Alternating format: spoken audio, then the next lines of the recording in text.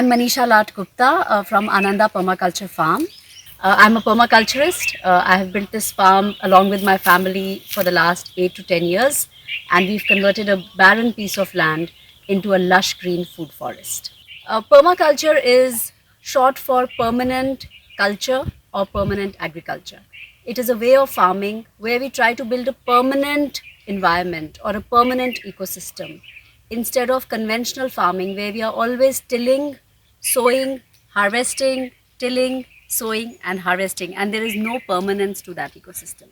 So that's really what permaculture is. And here lots of species of plants, animals, insects, birds come together to create a highly productive ecosystem which is very resilient and very productive. Right? So we have many types of fruit, vegetables, crops, seeds, flowers growing here, and together they help each other and create an ecosystem where we have almost no pest attack because there is a natural solution for all the problems that we have on the farm.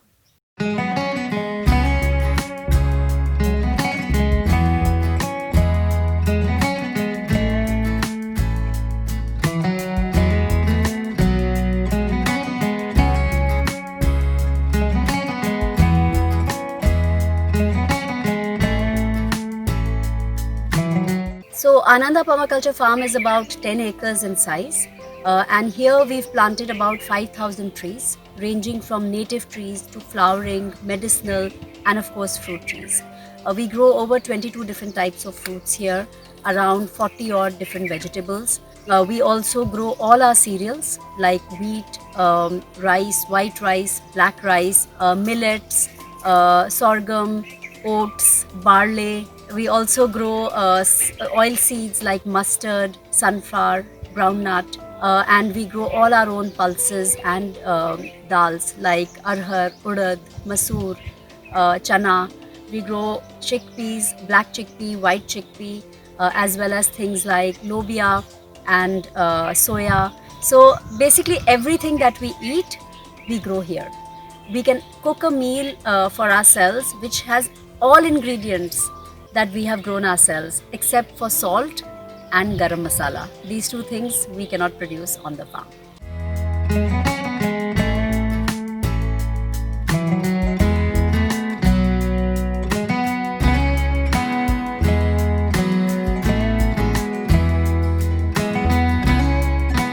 So in a permaculture farm, we grow many things together. So you'll see here, if you just look around, you'll find so many things growing.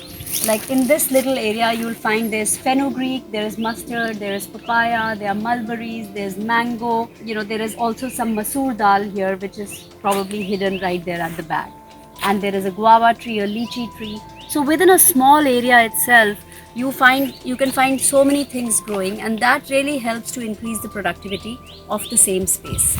I remember people telling us that you can't grow anything under mango trees, and just see, we've got a full crop of masoor dal and mustard from under the mango tree, and we pruned the mangoes in the winter so the sun came through to allow us to take this crop. When the summers come in and the mangoes have trees on it, this crop would already have been harvested and we would have got one more crop out of the same piece of land.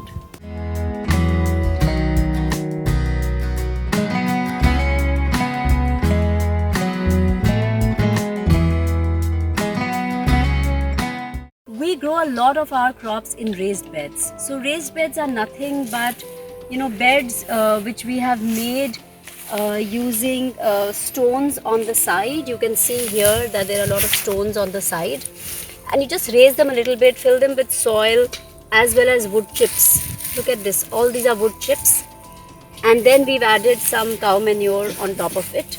The advantage is that you don't get any weeds here. Just look at the weeds growing here naturally, and there are no weeds here, right? Because of the wood chips that we've grown. Now here you can see rajma, there is some chilies, and there is genda which is growing there, marigold. So 2-3 different things are growing here and no weeds. For the last 2 months, 2-3 months, it's been like this. But because of the rains, we are getting a lot of weeds on the walking path, which we've not mulched. And all the wood chips here have been produced from the trimmings of our own trees. So because we've planted so many trees which are not fruit trees, they are just native trees, we trim them in the winter. You will find a lot of trimmings here. We chip them into small pieces which are wood chips, and we use wood chips to make our beds. And we will do the same thing again next year and the year, so on and so forth.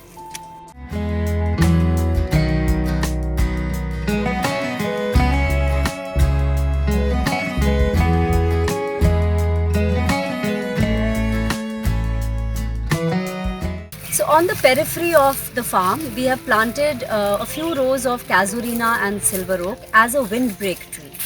What is a windbreak? A windbreak is a set of trees which you plant on the periphery, which break the heavy winds, but the tree doesn't break itself.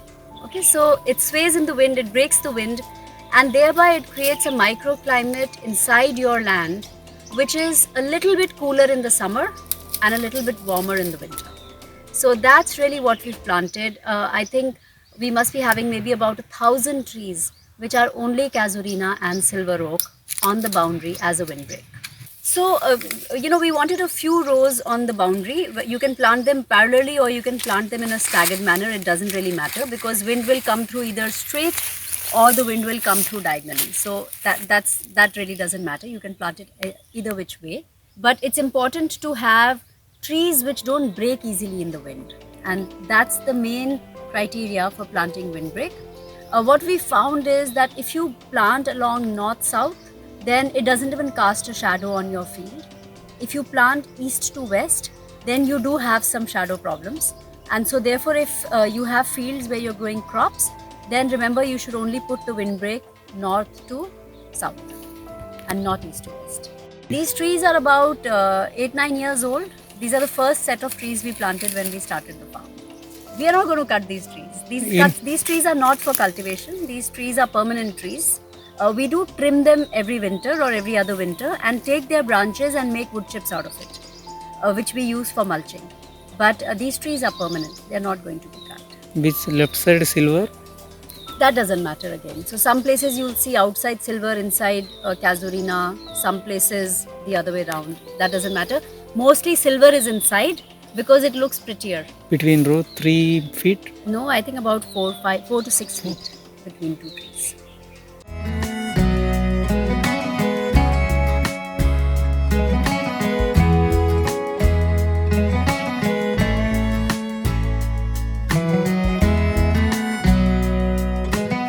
One of the first things that we've done at Ananda is water management, and I believe that we've done a pretty good job of that. What the main problem that farmers are facing today is that of water, but they also do not like rainwater flowing through their land because they feel that this can be productive land, but it's been taken over by the water body. This, I think, is the single biggest mistake that farmers are making today. We are flattening our land, which is wrong, and we are too dependent on a tube well, which again is a big risk that we are taking. So if you have slopes on your land, I think important thing is to keep the slopes as they are, and that's what we've done here at Ananda. As a result, water really flows through our land from the top to the bottom. We have maybe about a 10-meter difference in height between the top of the land and the bottom of the land. And water enters from the top because there are hills at the back and flows through the land. And what we've done is we've channelized the water in a structured manner so that it doesn't go everywhere, but it follows a fixed path. And from time to time, we've built ponds and shallow pools to store it. So on the property itself, we have dug this pond. This capacity of this pond is about 10 lakh liters. We have a village pond downstream, the capacity of which might be about 30 odd lakh liters, and another small pond right at the end, which might be about 4 or 5 lakh liters of water. So as a result, on a good day of rain, when the water is rolling down the hills and flooding up our system, we actually end up storing almost 30 to 40 lakh liters of water. It's a lot of water. And this water is what is helping us for our trees to grow, for our groundwater to level to increase. And we don't need to water so much in our farm because we have so much of rainwater which we trap during those 2-3 months of the monsoon. So it's really important for us to harvest, store down, soak in the water that's coming during the monsoon and not let it leave your land. Even if the pond is empty today, it doesn't have any water, but that doesn't matter, because I know that I've saved here last year at least 4 or 5 times this pond has filled up. So 40-50 lakh liters of water has gone in. It has gone in into my soil only. It's not gone anywhere else, right? So I think we should not be greedy that we want to see filled ponds, only then we are going to do something for a pond, otherwise we are not. It's important to soak in the water into your soil, and then your watering needs really reduce dramatically. So in our property there are 3 big ponds. This is the first one. It overflows into a second large pond and then finally into a third smaller pond. And we've also dug some 4 shallow pools. We've dug a lot of swales. Swales are basically trenches which you dig along contour lines. So as the water goes down the hill, it's a speed breaker which slows down the water. So we've done a lot of water management here, and I believe that one of the reasons our trees have grown so big in such a short period of time is because of the water management that we've done. This pond is 100 feet by 85 feet and 15 feet deep. The remaining 2 are bigger. No, sorry, one is bigger, one is smaller.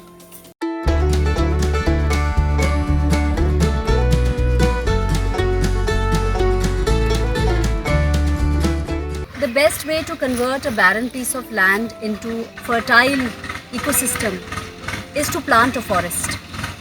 Right? When you plant a forest of native trees, it grows very fast because those trees are native to the area.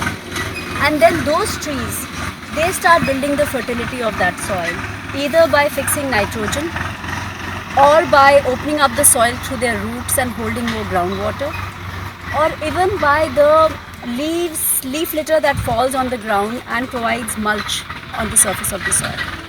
So just by planting a native forest, you end up building an ecosystem and building fertility, and then you can go in and start planting fruit trees in the middle of it. So what we are going to do now is that in this forest, we have started entering it and planting fruit trees. And those trees will now do well because there's already an ecosystem for it. If we had planted fruit trees 5 years ago here, when there was nothing, only the sun, hot sun and poor quality soil, all the trees would have died. But now we think that these trees are going to do pretty well because the soil quality has improved a lot. What you have chosen for this forest? As many different trees as you can put. So what we did was we made a list of all the trees that grow in this area, and we bought all of them. 1, 1, 2, 2, 5, 5. Planted all of them. So you will find every tree here, whether it is a native tree like shisham, kikar, bacan, citrus, or it's a flowering tree like gulmohar or jacaranda, or they are bamboos, or they are medicinal trees like arjun and bahera and harar, and or other trees which have use of timber, for example, like tun. So any kind of tree that grows in this area, we have planted. Because in a forest, the more diversity you have, the stronger your forest.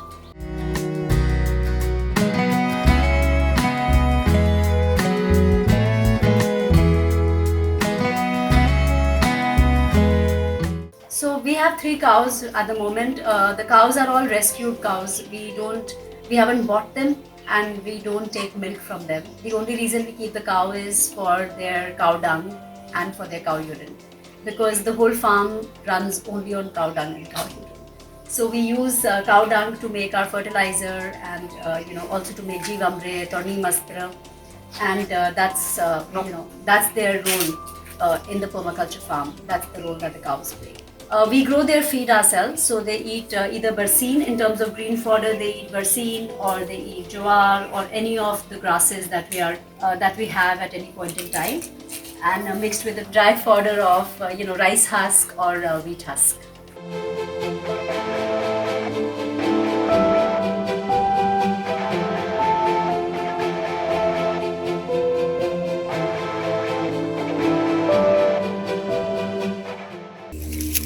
So this is a part of Ananda where we've never really, cultivated it. All we had done was planted a forest. So you can see the trees behind me. And we also had some shallow pools in which we would try to trap extra water. But this winter, we basically just scattered seeds of radish everywhere. And what we found was that beautiful radish grew in the forest without any effort. We didn't have to do anything. We didn't have to prepare the soil. We didn't have to add manure. We didn't have to do de-weeding. We didn't have to do anything. And this is really what permaculture is. This is what is a food forest, where the land becomes so productive, the soil becomes so productive that all you have to do is scatter seed and then come to harvest your food. And that's the ultimate goal that we are trying to reach to, where we don't have to do any work. We just have to harvest. A day will come when some of this will start self-seeding. Like we are going to take the seed this time, but a lot of the seed will fall here also. And next year we will not even have to scatter seed. You will find that radish is growing wild at Anand. So that's really the ultimate objective that we are working towards.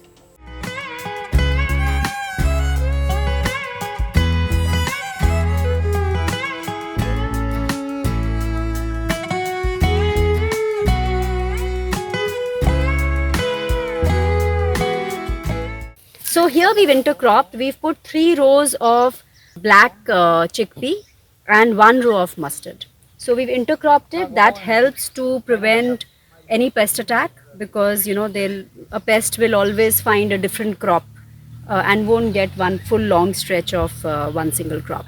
So that's what we've got here, black chickpea and mustard.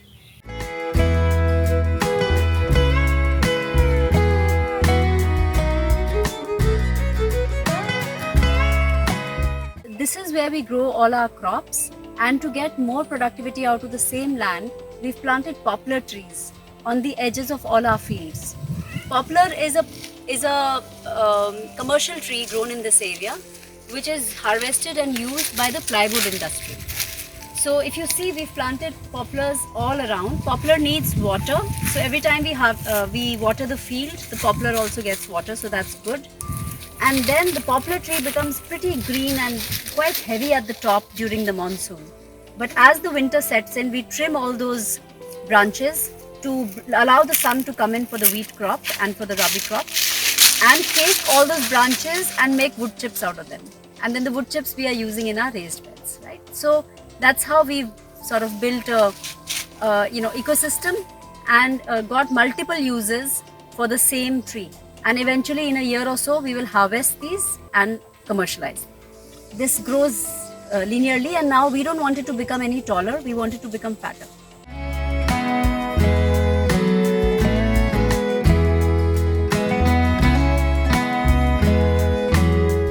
So currently we are watering our fields through a big irrigation pipe. We've not put drip irrigation here or anywhere on the farm. And that is because I believe in the long run, I will not be watering my fields or my farm at all. I will be completely dependent on rainwater. So I don't want to invest in drip irrigation because it's a big investment. It also comes with a lot of unpleasant looking pipes and needs a lot of management, which I don't think that we can do. But eventually, and I'm already seeing that, it's many months since we've done any watering. Because the rain gods have been kind, and since we keep our soil mulched and covered at all times, we don't have evaporation losses. So we don't need as much watering as maybe conventional farmers need. Inside some raised beds we use garden hose, and the forest we don't water. We use rainwater quite a lot, and since we keep everything mulched, and I'll show you the mulched raised beds. When you remove the mulch, you'll find soil is always moist and wet inside because there are no evaporation losses.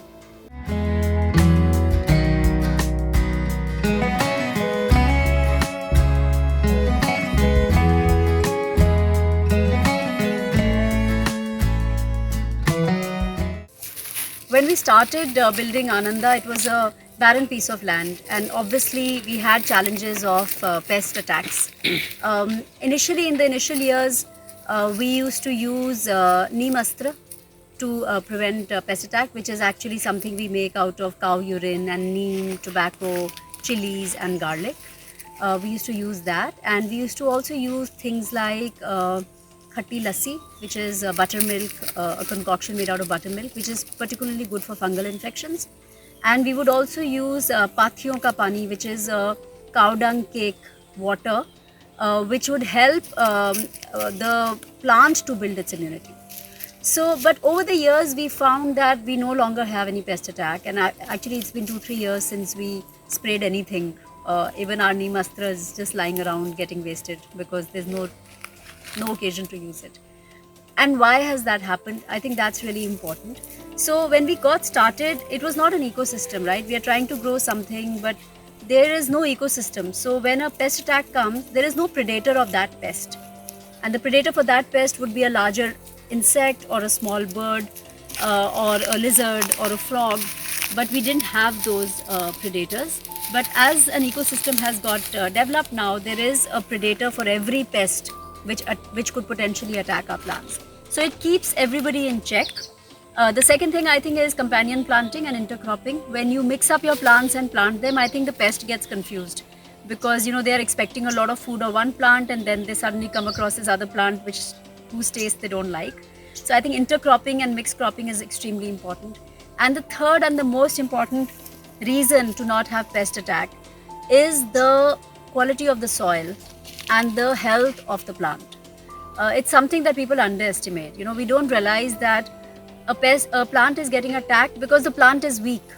It's just like how you and I get a cold or we catch a fever because our immunity is low. It's very similar with plants. So when your soil becomes good and your plants are healthy, then a pest will not attack them also.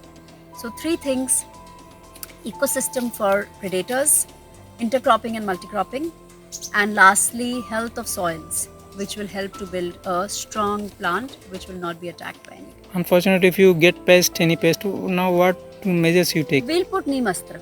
We'll put neem astra depending on what the attack is. Sometimes if it's just in one place, we can cut it out and we throw it outside the boundary so that we sort of get rid of that branch. If it is a insect attack, we'll put neem astra. If it's a fungal attack, we sometimes put buttermilk water. So it really depends, but frankly, it's very localized. It's very small scale. We try to deal with it on that level and eliminate it before it becomes a big problem. So we use cow manure. We have a couple of cows whose cow dung we use to make our manure. We use cow manure to make Jeevamrit as well. So if the cow manure is too less, then we make Jeevamrit, because Jeevamrit, you can cover a large area with very little cow manure. And other than that, we compost a lot. Just because we have so much biomass, we have no choice but to compost. We've made a lot of papaya circles all over the place, which also act as our dustbins, I like to call them. And every time we clear up anything, we get some green matter, some brown matter, we put it all into those papaya circles and it keeps composting there. So yeah, and we have worms everywhere. You can dig a pit here even in winter. Anywhere on the farm, you'll find worms. So I like to think of Ananda as a large wormy composting unit which is acting beneath the soil and producing compost for us all the time in real time and making it available to the plants just as we need it. We don't follow any fixed schedule for the whole farm, but there are schedules for different trees. So there is a time to give manure to mangoes or to peaches or to plums. So we have a schedule which we follow depending on which plant is ready to fruit or to flower. It sometimes needs to be given manure at that point.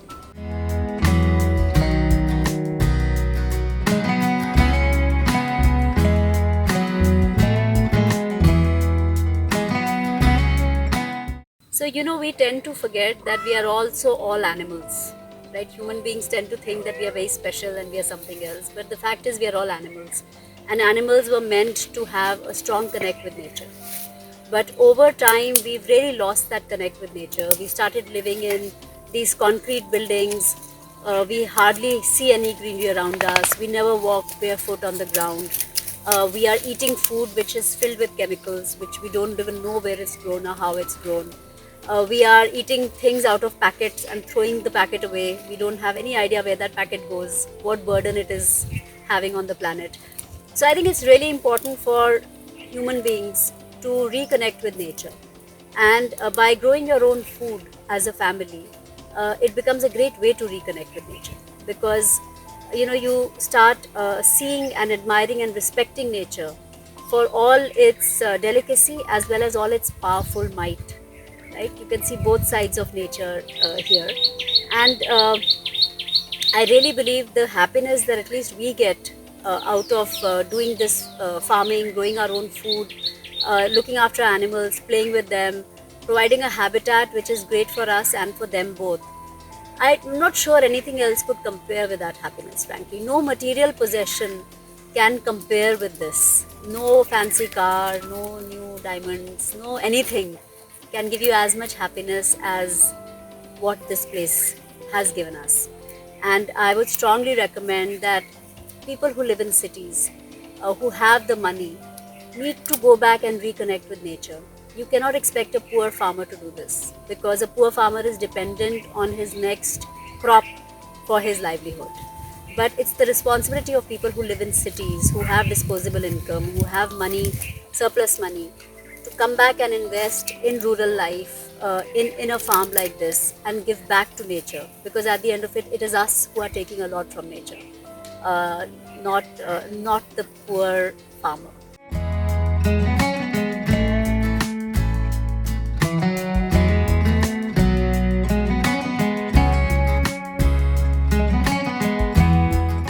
So, how much money is invested in a place like that really depends from place to place and what you want to do.